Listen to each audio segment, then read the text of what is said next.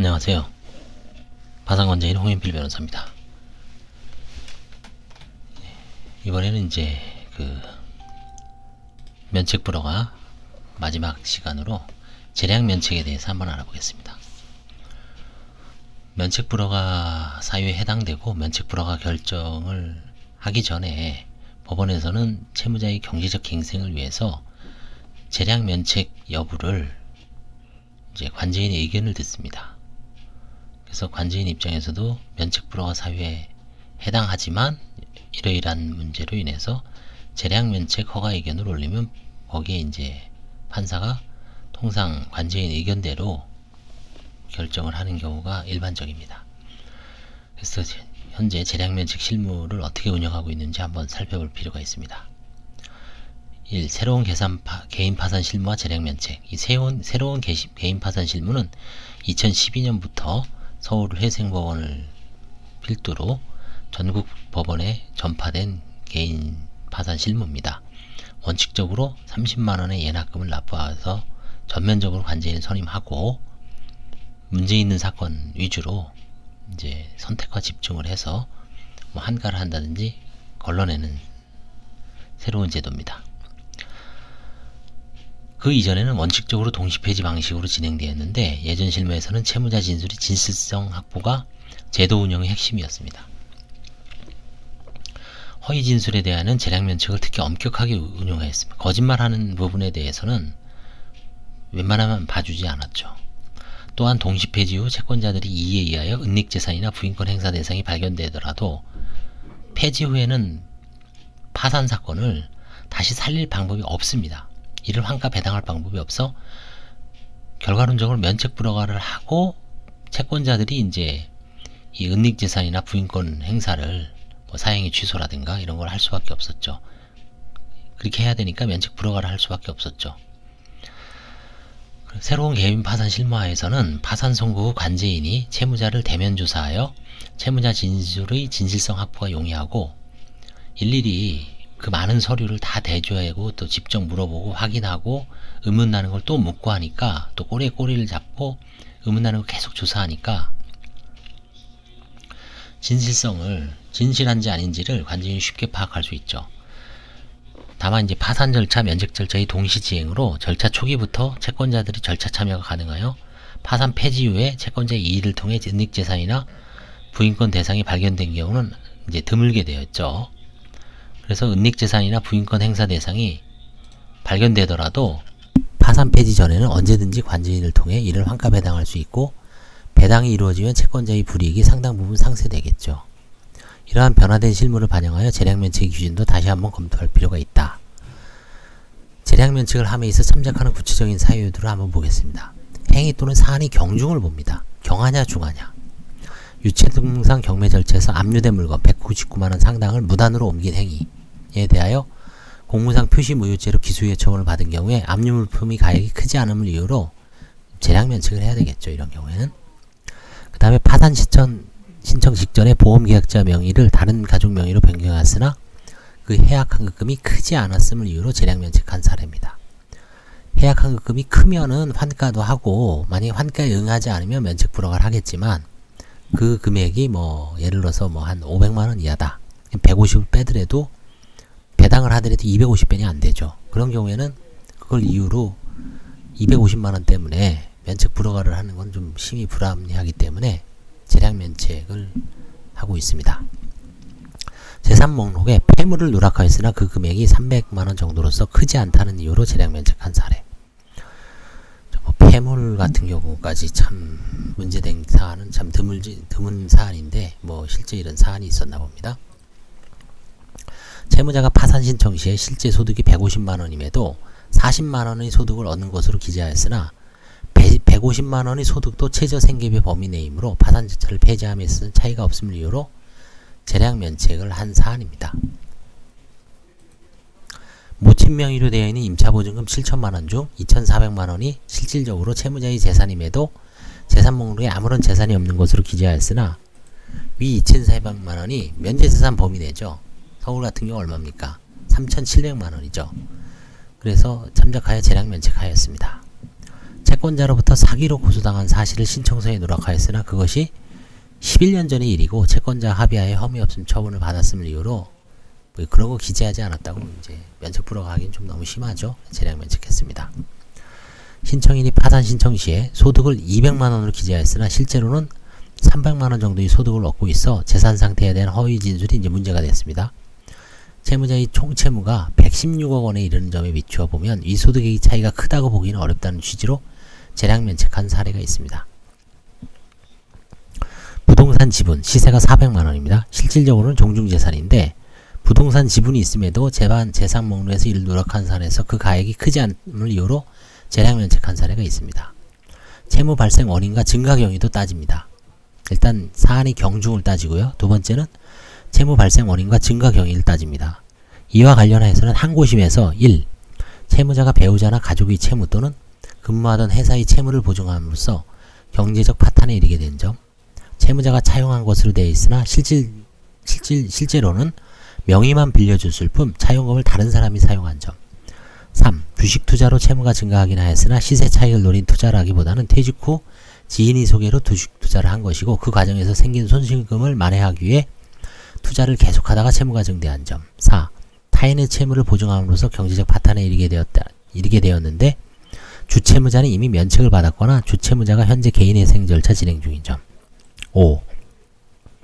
배우자의 사업자금 조달을 위한 금원 차용으로 경제적 파탄에 이르게 되었는데 배우자와 이혼한 상태인 점 등의 사정을 들어 재량 면책을 함에 있어서 위 각 사유별로 별개의 사안이었다고 합니다. 그래서 그런 거를 재량 면책 사유로 참작을 한 점이 있습니다. 채무자가 실제 사용했는지, 그 다음에 보증인에 불과한데 주채무자는 이미 면책된 점, 이런 여러 가지 점을 참작을 해란 얘기입니다. 그 다음에 채무자와 가족들의 현재 생활 정도도 고려해야 됩니다. 이와 관련해서 1. 채무자가 고령, 건강상의 문제, 신체적 장애, 여러 명의 자녀 양육 등으로 정상적인 소득 활동이 불가능한 반면 채무액은 정상적인 소득 활동을 하더라도 변제가 어느 만큼 가다한 점. 2. 채무자가 고령이고 오래전에 발생한 채무로 인해 상당 기간 경제활동에 제약을 받아온 점을 재량 면책을 하면서 참작할 사례들로 이제 파악하고 있습니다. 그 다음에 경제적 갱생에 대한 의혹과 갱생의 가망성. 이와 관련하여서는 횡령한 금원을 도박자금으로 사용하는 등 면책 불허가 사유가 있으나 채무자가 횡령죄로 실형 복역 후 강한 갱생 의지를 보고 있음을 이유로 재량 면책한 사례가 있습니다. 이해한 채권자가 횡령의 피해자로서 그 채권이 비면책 채권인 점도 감안했습니다. 결국은 이 채권자는 이제 얼마든지 그 권리 행사를 할 수가 있죠. 그러니까 이제 면책을 해줘도 요거는 이제 비면책이니까 그 채권자는 나중에 별개의 어떤 소송을 하거나 판결을 통해서 강제 집행이 가능합니다. 그 다음에 채권자 측의 사정도 고려해야 됩니다. 이와 관련해서 1. 재산 목록에 채무자의 부동산, 지분, 선산을 누락하였으나 채권자가 위 지분에 대해 오래전에 가압류 집행을 마쳤음에도 그동안 집행을 하지 않은 사정을 재량 면책 결정에서 참작한 사례. 뭐 아니면 여기서 이제 뭐 국가가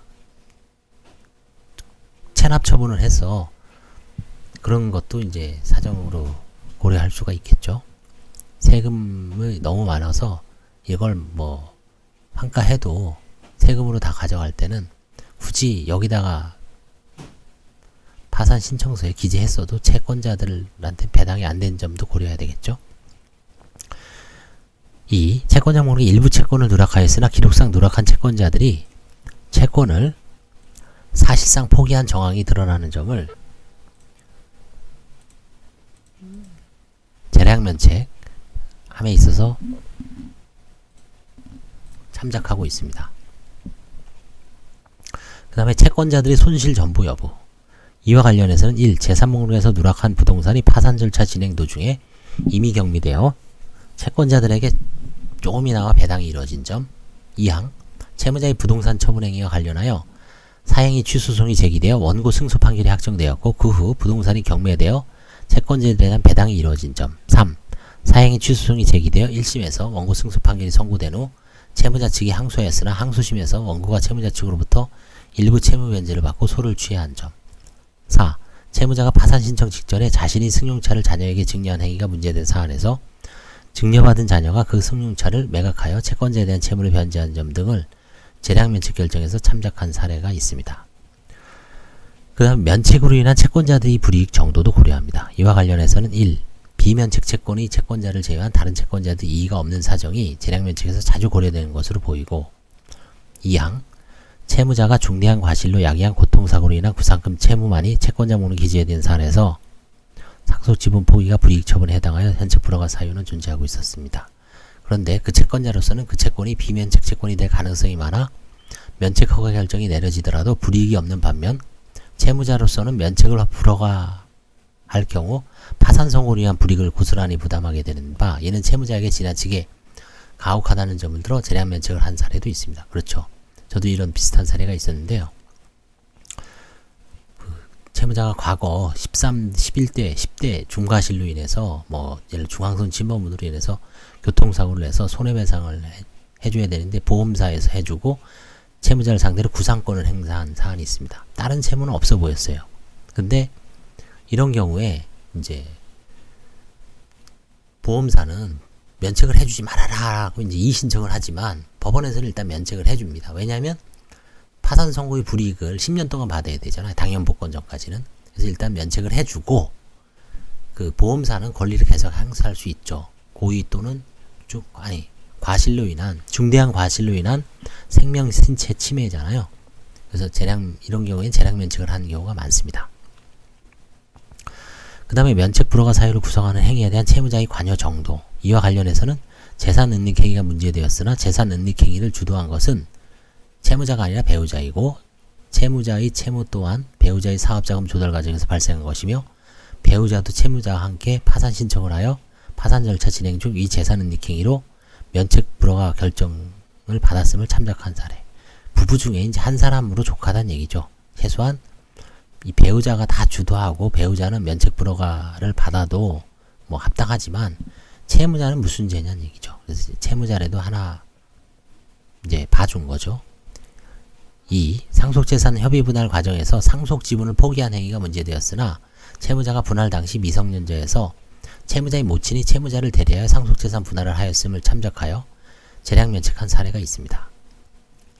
원래 이럴 때는 사실은 특별대리인을 선임하지 않나요? 특별대리인. 면책 불허가 사유 발생 시점과 파산 신청 시 사이의 시간적 간격도 고려합니다. 문제된 사행위가 파산 면책 신청 시점으로부터 상당히 오래전의 것이라는 사정을 재량 면책 결정에서 참작한 사례가 있다. 1년 전, 파산 직전, 파산 전, 3년 전, 파산 한 5년 전, 6년 전, 10년 전. 그 사안에 따라 좀 그 경중을 가려야 되겠죠. 그 다음에 파산 관제인 선임 사건의 경우 관제인에서 환가 배당이 이루어졌다는지 여부. 이런 경우에는 대부분 재량 면책을 하고 있습니다.